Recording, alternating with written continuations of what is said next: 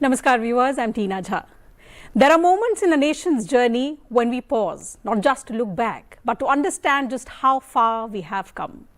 15th of August 1947, the day India began its journey as a free nation, a young republic carrying the weight of history, but also the promise of a new future. We had to find our feet, build our institutions, create opportunities, and in many ways learn to stand on our own. 8 decades later, that journey has been nothing short of remarkable. Today, India has become a country the world is watching. Our economy has grown and diversified. Our cities have transformed. Our villages have changed. Technology has changed the way we live, work, and connect. But perhaps the most remarkable transformation is one that cannot be measured in numbers. It is the confidence of 1.4 billion Indians, the confidence to build, to innovate, to compete with the best in the world, and most importantly, to dream bigger. Of course, this journey has never been easy. There have been multiple challenges, there have been setbacks, there have been moments that have tested us. But through it all, India has kept moving. And so as we celebrate 80 years of independence, perhaps the most important thing is not just to look at where we came from, but to also focus on where do we go from here. Because 2047 for us Indians today is no longer simply a date on the calendar. It is a destination that we are preparing to reach in the next 2 decades, an India that is developed, confident, inclusive, and self-assured. An India powered by the aspirations of its 140 crore citizens. So on this special program today, we will look back at the 8 extraordinary decades, the transformations that have shaped India, the people who have driven them, and the moments that have changed our national story. But we'll also look ahead at the opportunities waiting to be seized, at the challenges that we must overcome in time, and at the choices that will shape the India of tomorrow. To take the conversation further, I'm joined by an illustrious panel today. Let me begin by introducing them to you. With me in the studio is Mr. Priyadarshi Das. He is Associate Professor, RIS. Mr. Madhav Neni Raghunandan Rao, he is Member of Parliament, BJP, represents the Medak constituency in Telangana in the lower house of Parliament. Commander Rajiv Sardana, retired, he's from the Indian Navy. Joining us virtually is Saji Rajgharia, she is an entrepreneur. Thank you all for taking out time and joining us for this conversation on this very important occasion on Sansad TV. Thank you once again, delighted to have you with us on this telecast. Let me begin the conversation with you, Mr. Das, because each time we talk about journeys and transformations, it always starts, and the most important part of the conversation is how well the economy has done. When we trace this journey of India as an independent country, I think the earlier decades since 1947, we invested a lot of our efforts in building capacity.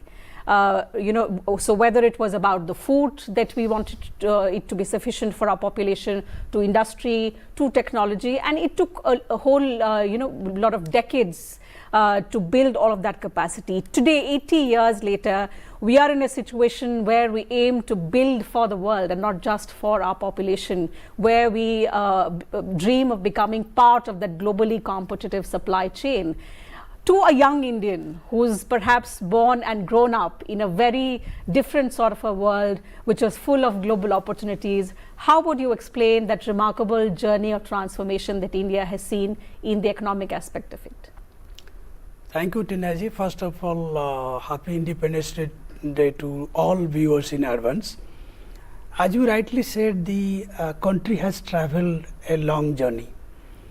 There was a time where we were almost encountering scarcity in every field, not only scarcity in terms of the resources to invest in the economic sectors, but also scarcity in terms of foreign exchange to import critical goods, though capital goods for industrial development and others.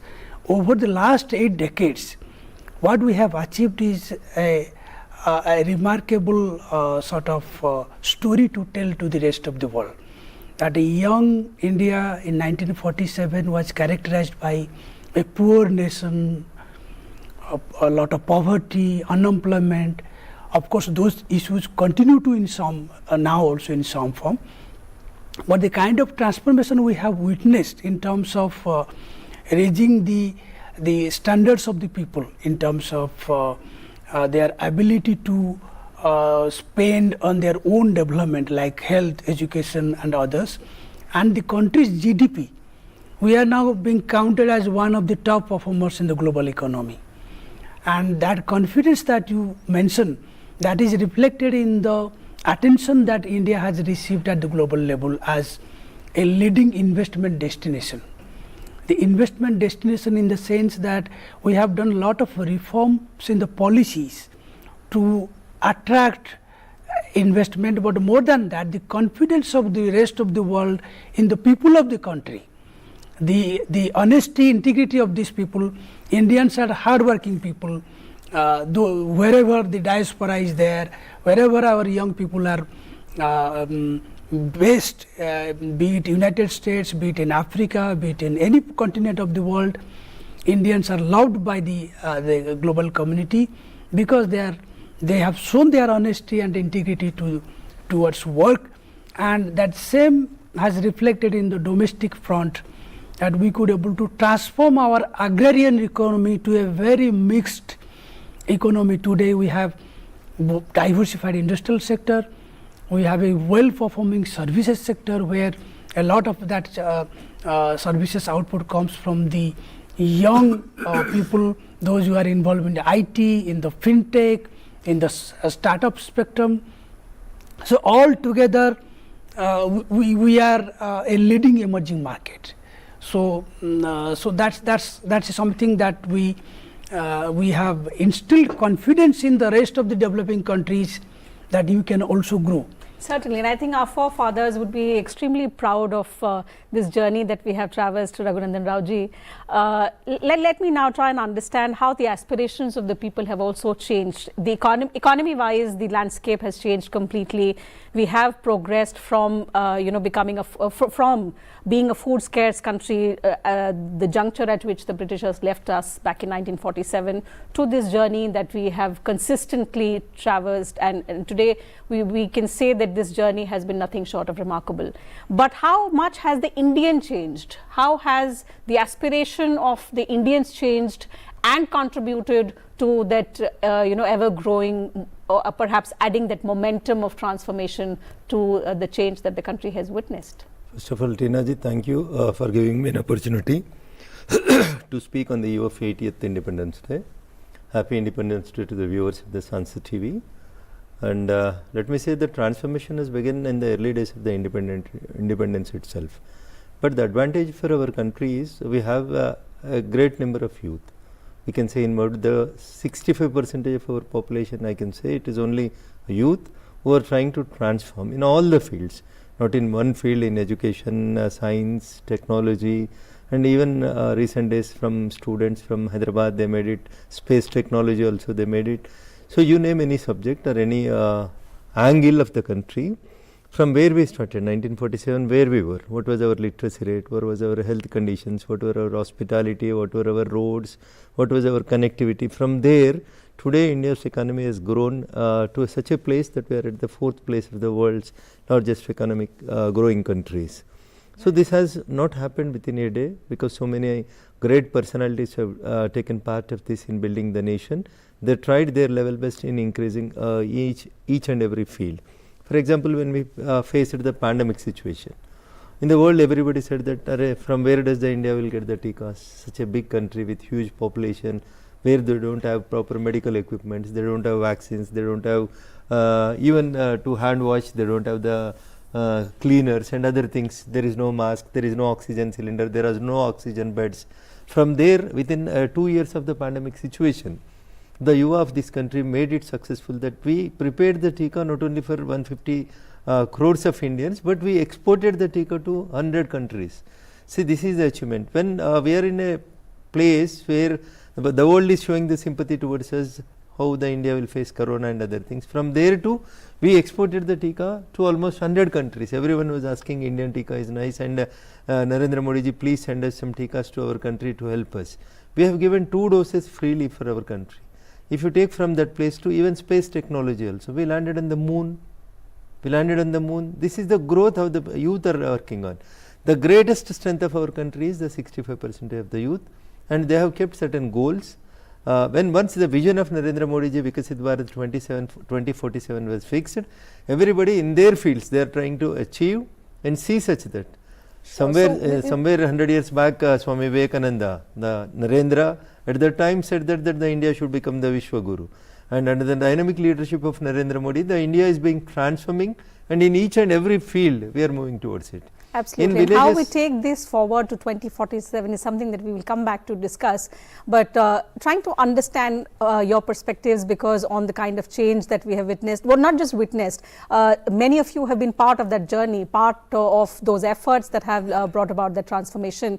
When we talk about the defense sector, Commander Sardana, even though you're from the Indian Navy, I'm going to ask you a question related to the entire armed forces, because in recent years, the transformative journey in defense has usually been defined by what we now understand as self-reliance. But beyond that, if you could share your experience with us, those years when you were part of service, now when you reflect back, which part of the journey makes you reflect that, wow, we've actually come a long way. This is something when I was there, maybe we didn't imagine, or we thought it could take another 50 years for us to reach there. But now to actually see that part of our forces and how it's transformed the way the forces also function, what would it be?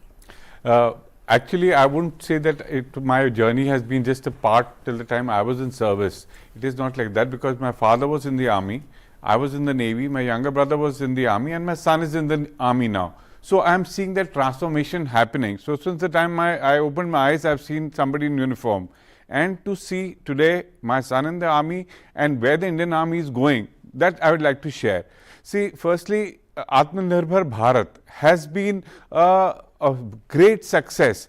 Today, India was like operating submarines. I have worked in the submarines. We were a submarine operating nation. Today, we are a submarine building nation, and we are one of the few countries of the world which make nuclear submarines. We operate as well as we are manufacturing nuclear submarines.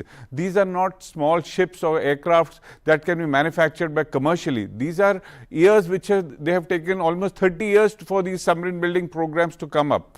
So in the last 10 years, especially, first the Make in India program, Atmanirbhar Bharat, what the government has pushed is that if you cannot make it in India, then you do not import it, then you do without it. So the Indian industry, the defense industry has been forced in a way to become self-reliant. And today we are exporting the BrahMos, we are giving it all over the world. It has shown its mettle in operations.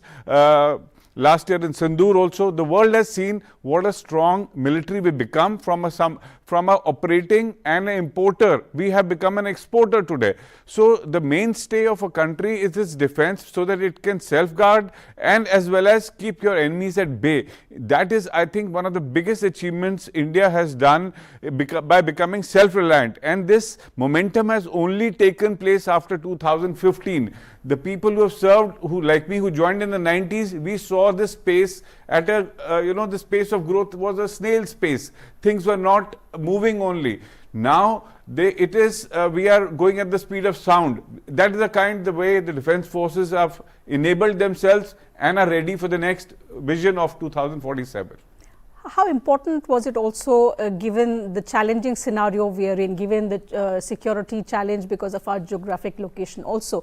So it's not, I'm not saying, or I'm not taking away, the fact that those who served in the armed forces earlier, and we've seen 3 wars, 4 to be precise, but the fact that we were earlier constrained by resources.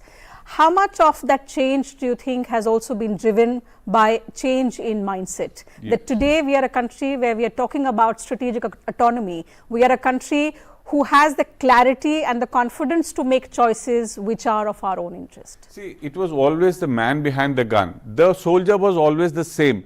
Today, what the country lacked was previously there was no political will to back up the soldier. Today, the Prime Minister is behind the armed forces. and it gives them a free hand. We were given a free hand in Sandur. That is why we could give a bloody nose to Pakistan. That is the confidence which has come from the political side, which was lacking previously. There have been attacks on the parliament also previously. There have been so many things. We have had Bombay attacks, but the country was not able to hit back. Now, when the political establishment is there firmly behind the armed forces will perform better, so will the internal security perform better, and that is what gives confidence to the industry, to the farmers, to the borders, that yes, we are safe, we are secure, and that is what spurs growth. When you have confidence that you will not be in trouble, somebody is watching over you, and there is a political will behind the soldier.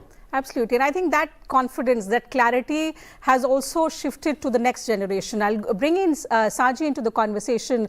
Saji, we've clearly moved on from the time when the youngsters were looking for a more secure kind of a profession. Today, Indian youngsters are building, they are innovating, they are not afraid of taking any kind of risks, and they are entering into markets which earlier the young generation would be averse to because of the risks. What has in recent years changed, which has given our youngsters that confidence to go ahead and do it despite the risks, despite the fear of failure? So perhaps that you know, that confidence to deal with any kind of failure if there is any. I agree with you. I mean, I feel like the audacity of the dream has changed. The dreams have become significantly bigger.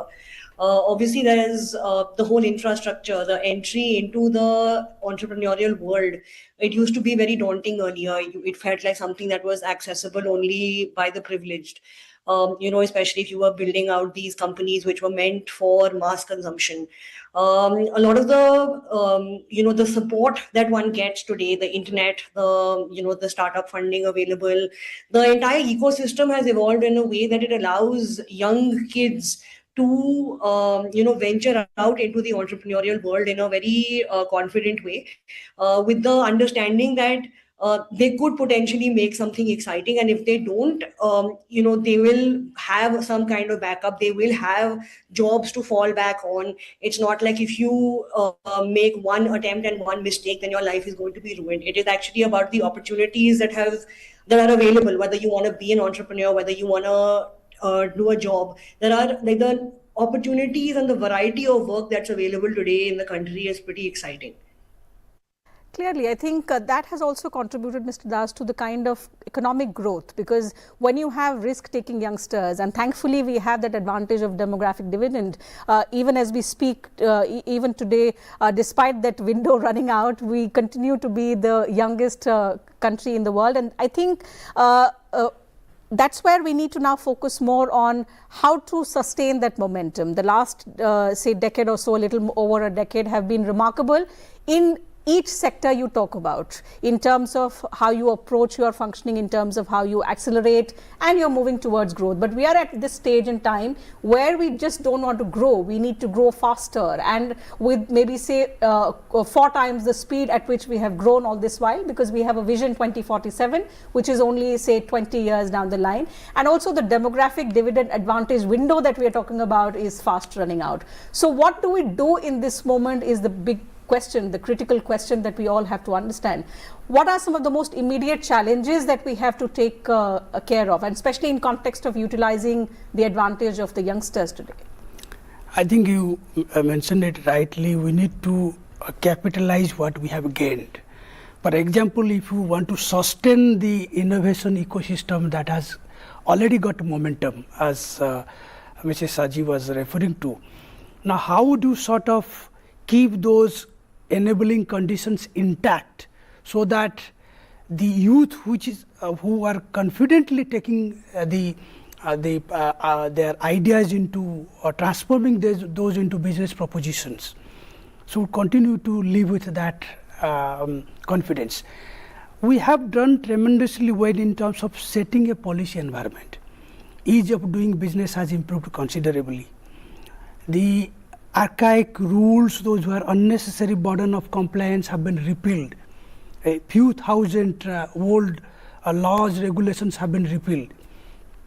And then the investors have all the credit rating environment, despite of continuing with the same rate of sovereign credit rating, the overall impression about India as a performing economy continue to be positive. So with this kind of positive sentiment carrying forward, the immediate challenge is to overcome the global uncertainties, the risks of the global uncertainties, and bring back the confidence back to the youth that you continue to innovate, you continue to look for opportunities, and the domestic policies needs to catch up with those sort of ambition level. So our educational system was already there, like we have IITs at the apex level, ITIs at the foreman, sub-engineering level, and then vocational schools. Now we have skill development programs. So that is on the skilling and the human resource development side. IIMs are there for creating entrepreneurs, good world-class managers. They are already there in the world business map.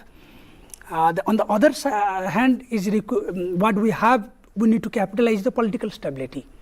I think I understand what you're saying, because Raghunandan Raoji, and this relates to the aspirations of the people. So as the country has transformed, our aspirations, our expectations from the government, from those in power have also changed.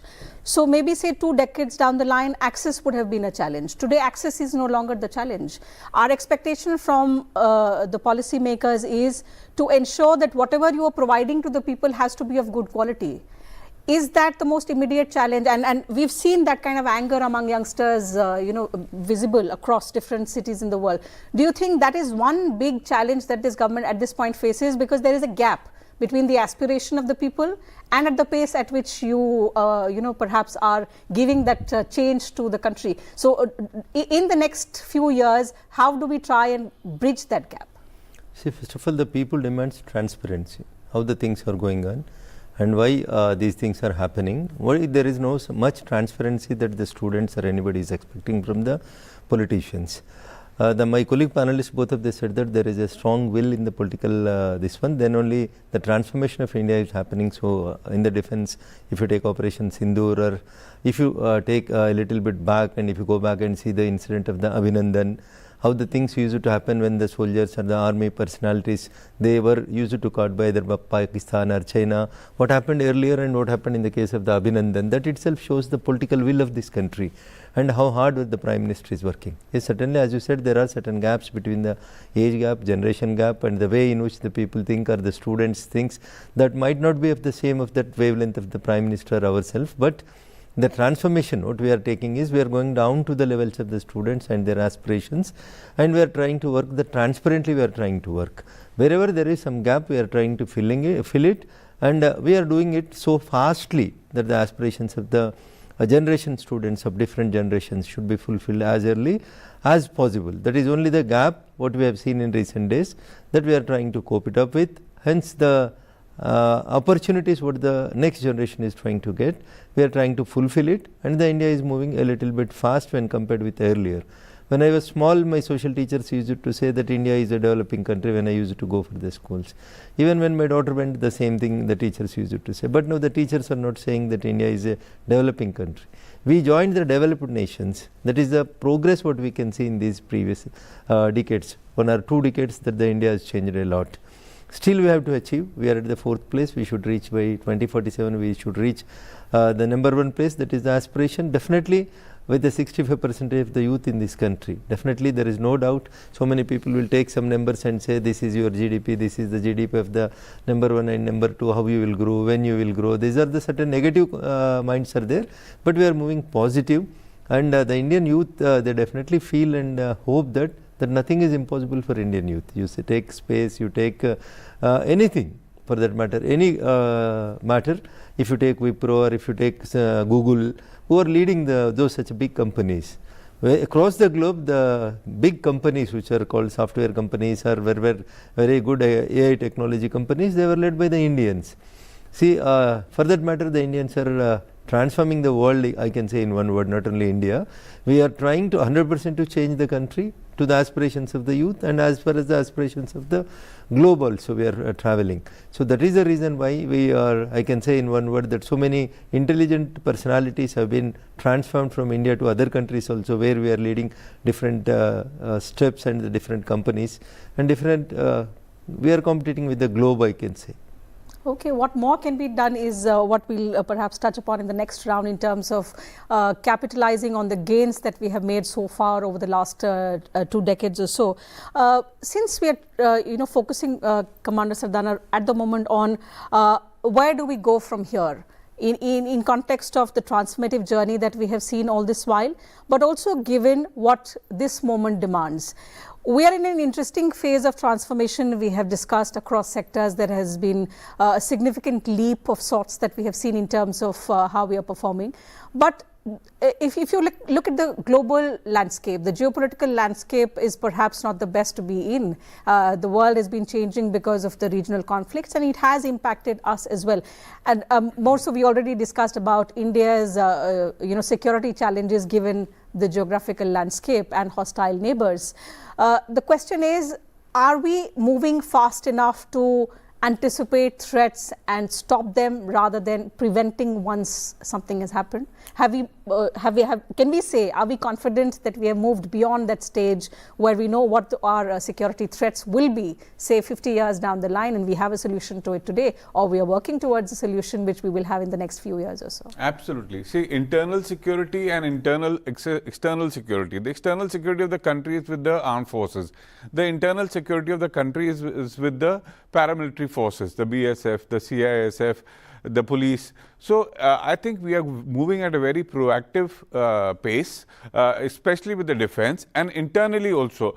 One odd incident happening, and 99 are prevented. So that is more of a shabash to the armed forces and the security forces, internal security forces of the country. You see Naxalism, has it the red corridors? They have completely been wiped out. Under the Honorable Home Minister, his guidance, today you hardly have any red corridor or any Naxalism in the country, which was such a big problem. It was, people used to think it will take forever, it will never get sorted.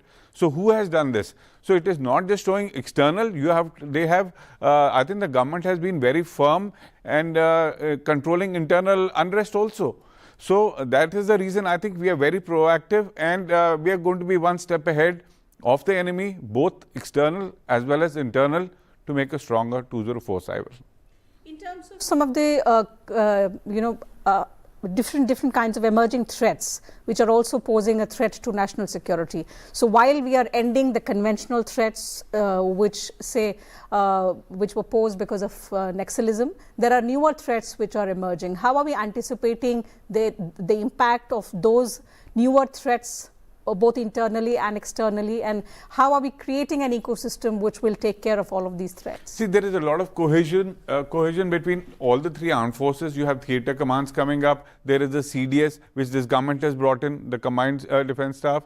Plus the internal security, there is a lot more coordination between all the internal security agencies also. That is why, and use of technology, use of AI, that is why the armed forces as well as the internal security forces are able to foresee the threat and act proactively before it becomes a risk to the country. So it's an evolving process, but I'm sure the way it's happening, we are at a very strong position right now, and we'll remain to do so, because that is important to keep. That is what is required for the industry to grow, so that you don't have, there's a feeling of security in the country.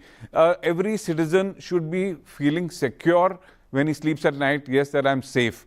The streets have to be safe, the borders have to be safe, and I think both the armed forces as well as the internal security agencies are doing a good job, because the support of the politicians is there. The government is supporting them. It is not that the Gunda Raj is supporting the government. They are running the government.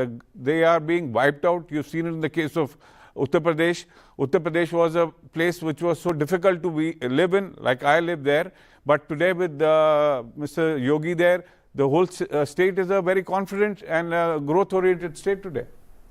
So as we, build a society which is safe, secure, most importantly, creating opportunities for the youngsters, Saji, we've spoken about And because you are someone who works at the intersection of, say, ideas of technology, of some of the modern day challenges that the youngsters face on a daily basis, we do have an ecosystem, we do have a system wherein at least we can point out these are some of the challenges, these are some of the roadblocks which we need to take care in time.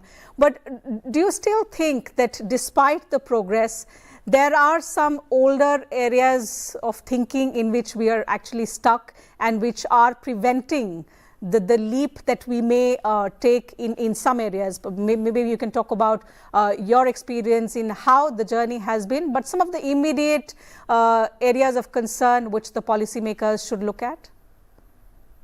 So I feel like in the last 20 years, a lot of innovation has happened in terms of creating products and brands that cater to the Indian market.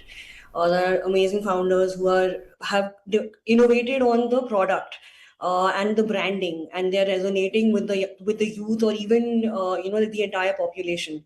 The one thing that I feel like where we get stuck is perhaps in the manufacturing space, where if you want to manufacture something at a large scale, you kind of have to look at importing some things rather than making it completely made from India. So what I would like to see is help innovation sort of support in that manufacturing space, so that the Indian ideas which are being built out so beautifully can be completely built out in the country. How do we take some of these challenges in the right spirit, Raghunandan Raoji? The youngsters are, suggesting ways to improve, are suggesting ways to strengthen the ecosystem, but the key lies in the implementation. How willing or how accommodating is governance today to take in those ideas and implement them for immediate impact?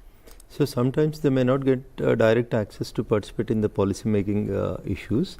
That is the reason why the Honorable Prime Minister. But how receptive are we of public ideas, of suggestions? See, if you take any small issues also, Honorable Prime Minister is addressing. For example, the parents nowadays, they are so busy that they cannot see their kids, how they are going to be under pressure when the exams comes. Let us say it is 10th standard or plus 2 or any other professional courses also. Who one has taken such a risk that the Prime Minister is going towards the students and Pariksha Pe Charcha? Can you imagine it? They are taking the suggestions. Honorable Prime Minister is directly addressing the students, and he is taking the feelings of the students, and he is addressing the crores of the people, those who are writing the exams. See, this is how we can build the confidence in the small kids. From there they are being transformed that I can achieve something. A kid asks how your skin glows, sir. Somebody says that so many people are scolding you daily, how you are in a position to maintain the stability, sir.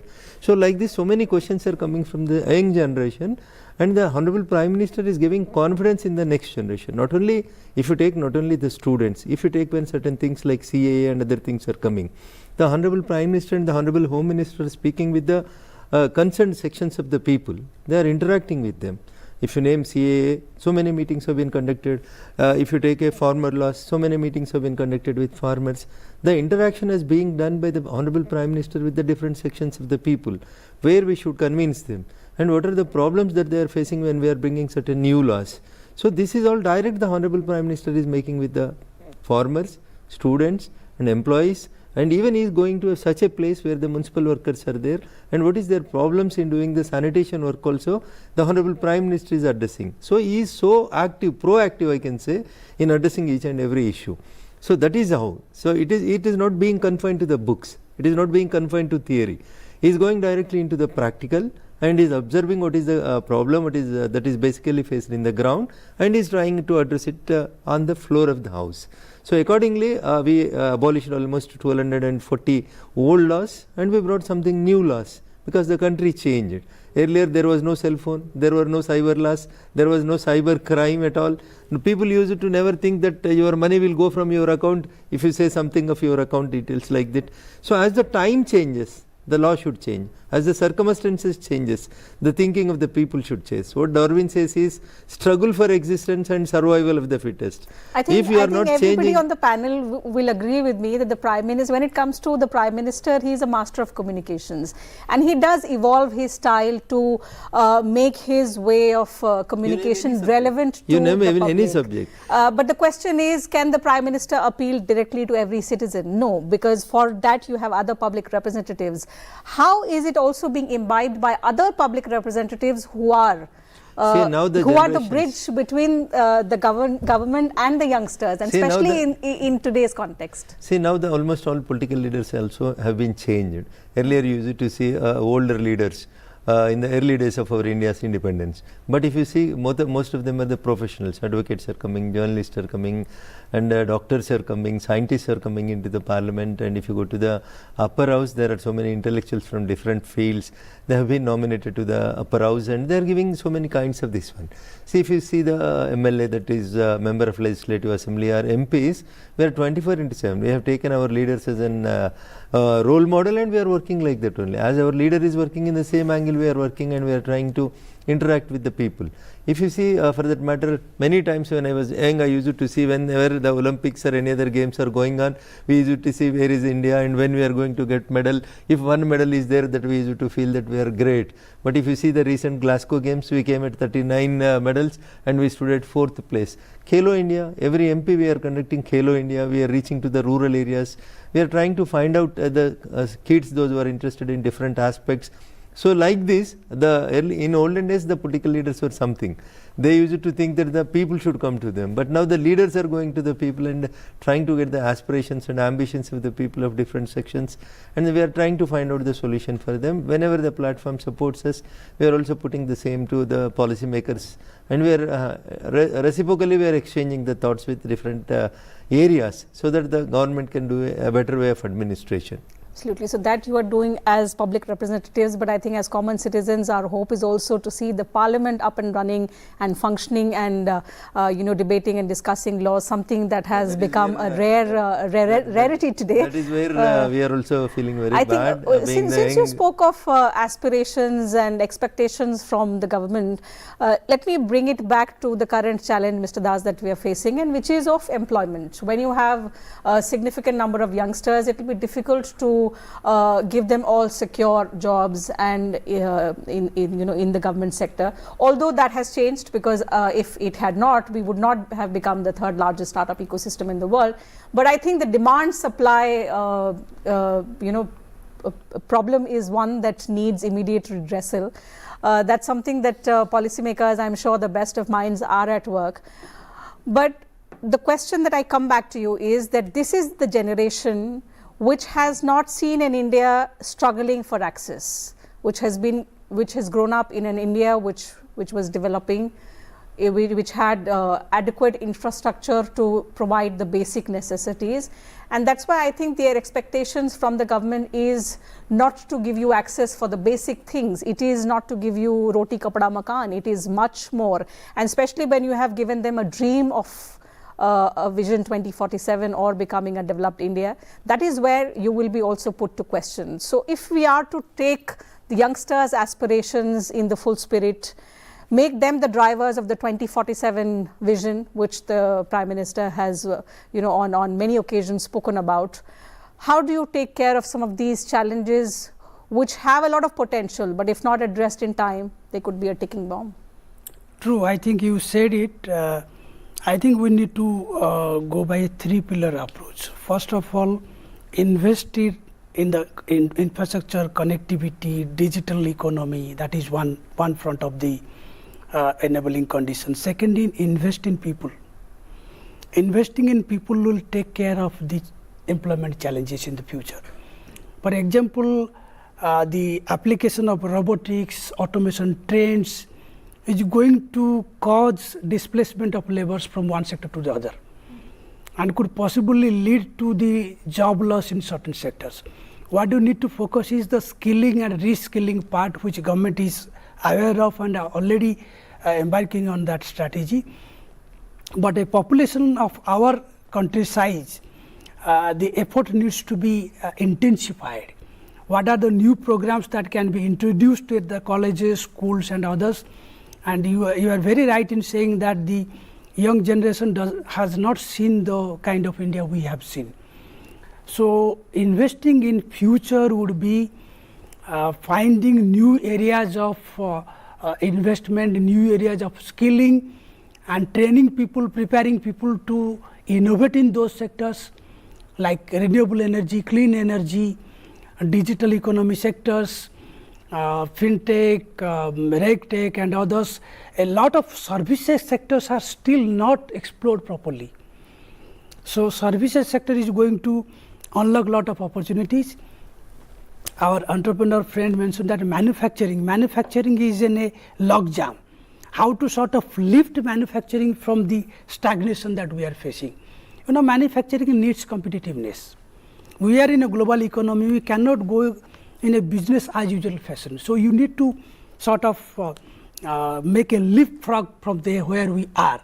So, the new sectors like semiconductors, electronic manufacturing, defense equipment manufacturing as Commander mentioned. So, all these new diversified sectors of the economy needs to be identified, people needs to be prepared for that. So, the quality of employment will not be just concentrated in few sectors. There will be short term jobs as platform workers, gig workers and all those others. So, we need to transform the mindset from job seekers to job creators, but that requires a lot of work in terms of planning the investment. Of course, unlike the past, we have resources to invest, but that has to be made in a calibrated fashion that where do you want to invest. So, the top 5% or 10% of the elite or the highly educated youth should not grab all the opportunities, which is happening now. So, what about the people in the rural areas? They are still in the traditional conventional mindset, we need government job. That's right, and I think our growth has to be inclusive. We have to leave no one behind. The challenge for India becomes even more complex because we are a much more diverse society. Transformation, Commander, leads to a lot of unfinished job because you have so many expectations from the government that everywhere you think that this is still unfinished and there is still a lot of scope for improvement, and that's human nature. Although defense operates on a different kind of policy, because I've interviewed a lot of defense veterans and they say that it's not the machine, it's the mindset that governs. So I mean, even if we have, say, a 20-year-old machine, we will perhaps be using it like today's machine because it doesn't run on only the machine, it's the mindset which drives it, and which we understand because of it's a completely different kind of a passion which perhaps runs in the blood of the defense veterans. But when we talk of becoming a country which is secure and future ready, is there still a place where we can say confidence runs ahead of our capability, and how are we trying to catch up on that aspect? Because we do not want our defense veterans to say, oh, we didn't have this equipment and we were, say, 40 years back in the race. When we talk about a 2047 India, when we talk about a future ready force, you should name it and you should have it. That's the picture that we want of the Indian Armed Forces. Yes, exactly. See, whether it is space, whether it is armed forces or it is internal security, today we are at a stage that we are reaching the goalpost of complete Atmanirbhar Bharat as far as defense is concerned. Because this has been over since 2015-16, this journey has been given a very, very strong push. Either you make it or you do without it. So, we have been making it and we have been forced to make it. That's great. And I wish we had that. We were not an importer. We were the world's largest importer of arms previously. Now we are exporting. So, we have been forced to, our industry has come up, ancillary industries have come up, and I do not think that there will be any part or any component that India is going to be dependent upon when the need arises or on a regular basis when there is any exercise or anything, or we'll ever be dependent on any other foreign nation for any spare part or any machinery. I don't think that is going to happen. the offset program for even for the cutting edge technologies of which we are still government to government we are importing a bit, but there are offsets. The rest of the ancillary industries are manufacturing the spare parts in India. So if you have a machine, so you have to have the spare parts being made in India, you have to carry out the AMCs. So I have no doubt in my mind that unlike, like Sir said, manufacturing can be competitive in other fields. You might not be making a soap box because it's cheaper to import from some other country. But here, as far as the defense of the country is concerned, everything is going to be made in India. It is being made in India and it is going to be made for the world. We've spoken about the role of youth, and in every sector, it's true that whatever they build is what they will inherit in 2047, and that's why their role, their participation has to be of prominence. But the question is, when it comes to national security, are we inculcating in the youngsters of today that apart from economic growth, building resilience, understanding what your security threats are and working towards is equally important. While we are becoming a confident force, are we also inculcating the right spirit of defending the country and being there for the country when it matters the most? Yes, exactly. See, the Agniveer scheme, it was initially, a lot of people had criticized it, that where will these people go when they leave the Agniveer program and join the civil world. Today, you are making them, those very people who are not getting absorbed in the armed forces but are getting absorbed in paramilitary forces or other state government work, those people are the foundation that you're building of these youngsters. Spending 4 years in the armed forces in that disciplined environment is making them ready to be patriots without being for the rest of their lives. So you are giving them the initial training in the armed forces, and then you are petering them out to the rest of the government sectors. So you are building not just manufacturing, you are not building equipment, you are manufacturing, you are strengthening the youth from the nascent age, as in the case they're joining in the Agniveer scheme. And today even Nepal has said so, that they want, their youth want to come back. They want that Agniveers to be, the Nepalese to be trained with the Indian Army, Air Force. So that is why the scheme is good. It is strengthening the youth, and we have the NSS, we have the NCC. There are organizations which are strengthening the youth at the school and the college level. I think more than the efforts that we are undertaking, it's also important to let this generation know that whatever is being done is just laying the foundation stone of an India that they will inherit, and it will impact them the most. That's why their contribution has to be has to come in big. Since Sanji, you are closest to represent a youth that we are talking about today, whose participation is and has to take center stage in the 2047 vision. The question is, are we able to tell the youngsters today what India wants from them and what they should be doing for India? Because without them and without their participation and without them becoming the drivers, Vision 2047 will be a distant dream. I think the sentiment in the younger generation is, it is fairly positive, because you're realizing that the other so-called Western and more progressive economies are not growing at the scale that the anticipation was, right? Or that there are more opportunities coming back here. A lot of people who had moved away are considering moving back or have moved back because the world has changed in a different kind of way. Like, the opportunities are not so large there as they are now here today. So I think the sentiment is high. I think people are excited to contribute to the economy, and they are realizing that if you're here in this country, your opportunities to grow, exponentially are quite high. Why should we leave everything to the youth? I think people across generations, Raghunandan Raoji, have to contribute when it comes to nation building.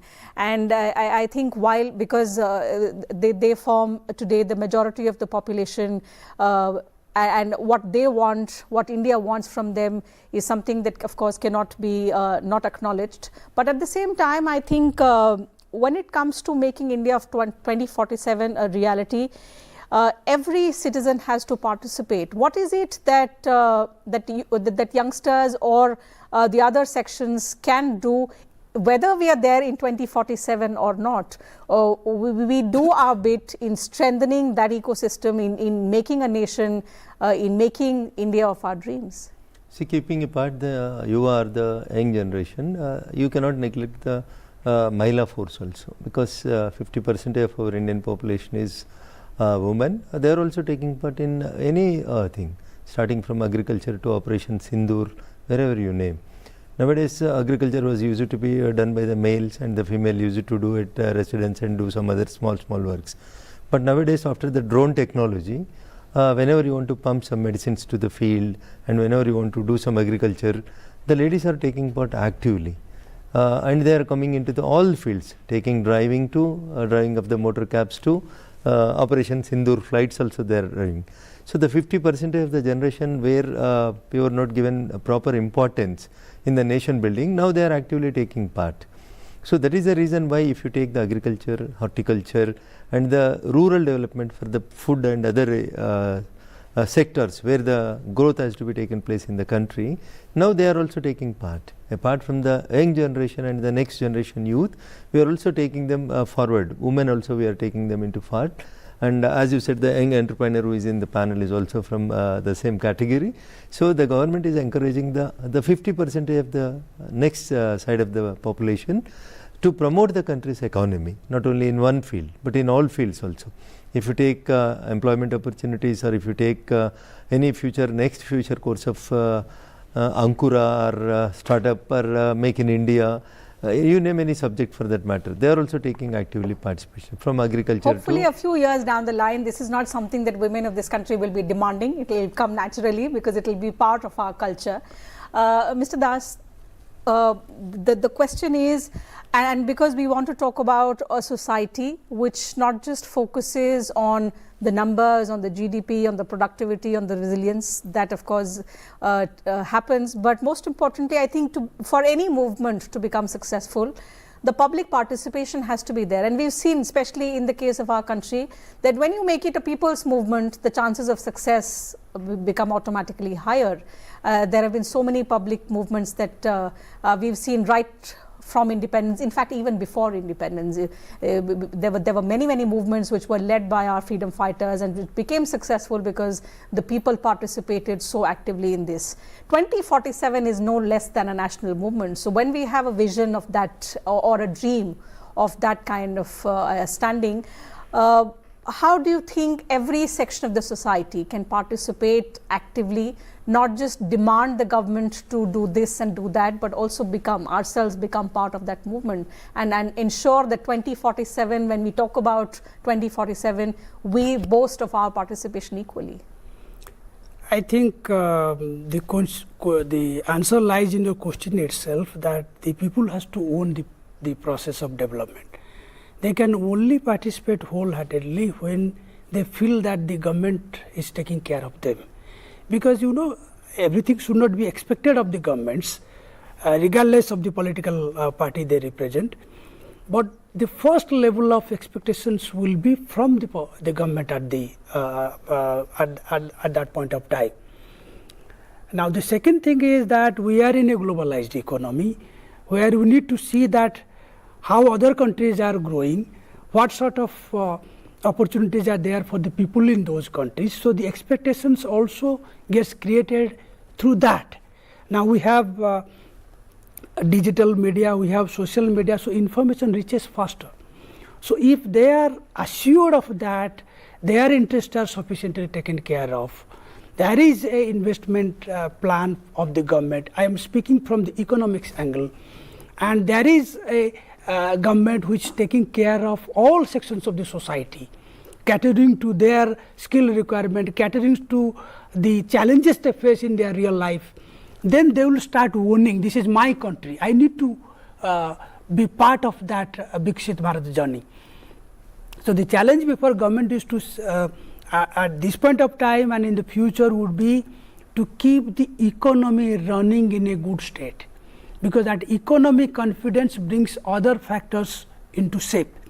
If the economy is not in good shape, the youth also start losing sort of the confidence in the country. So to sustain that growth momentum which we currently have, regardless of the dislocations because of the supply chain disruptions, energy prices and all these things, we still have very good view of the investors about Indian economy. And our youth are hopeful, because there are a lot of political stability.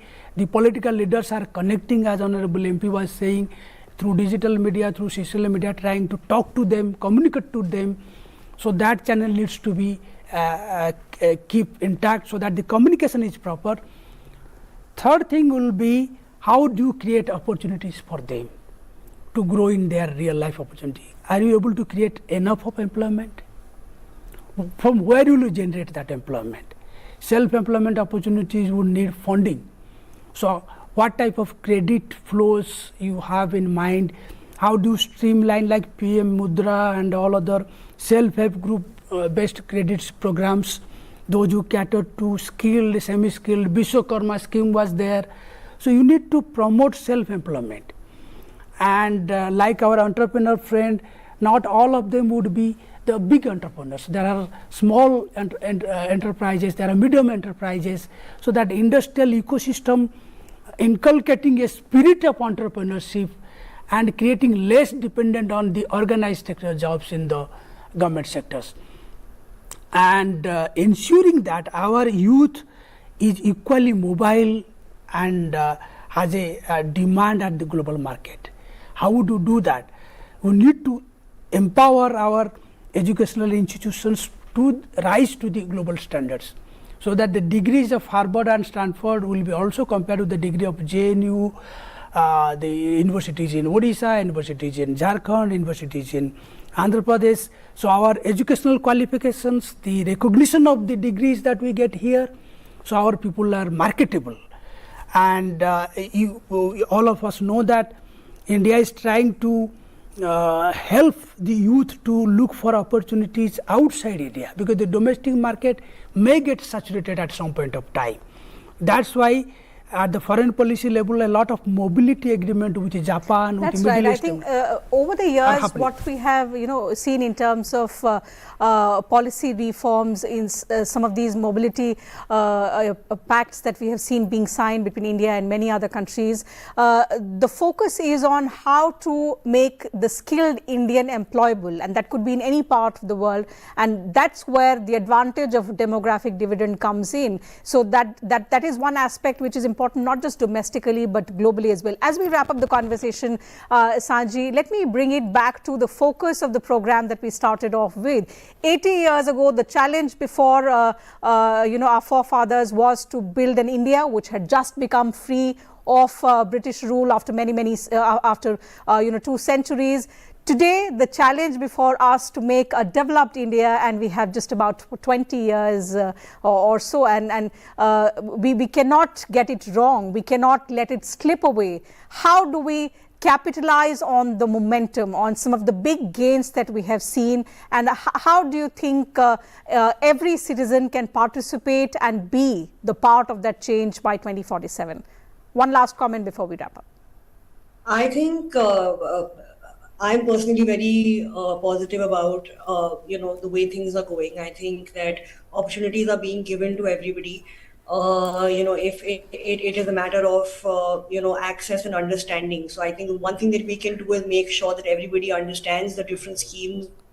One message for the youngsters, and it's more or less to do with the same. We have been tasked with a mission. We cannot get it wrong. We have to get it right. But most importantly, it has to become a national movement. It has to come from within to change the India and see in this lifetime an India which is developed and future ready. Yes, of course. See, I think the only thing would be if we all take a pledge on say the Independence Day tomorrow, that yes, we are going to be involved and we are all going to contribute towards this vision that has been given by Honorable Prime Minister.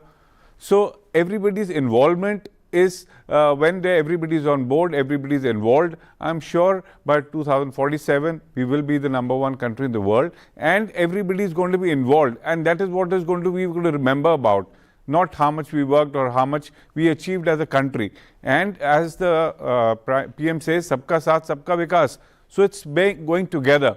So there is more fun, there's more enjoyment, there's more happiness being together and working together towards a stronger India tomorrow.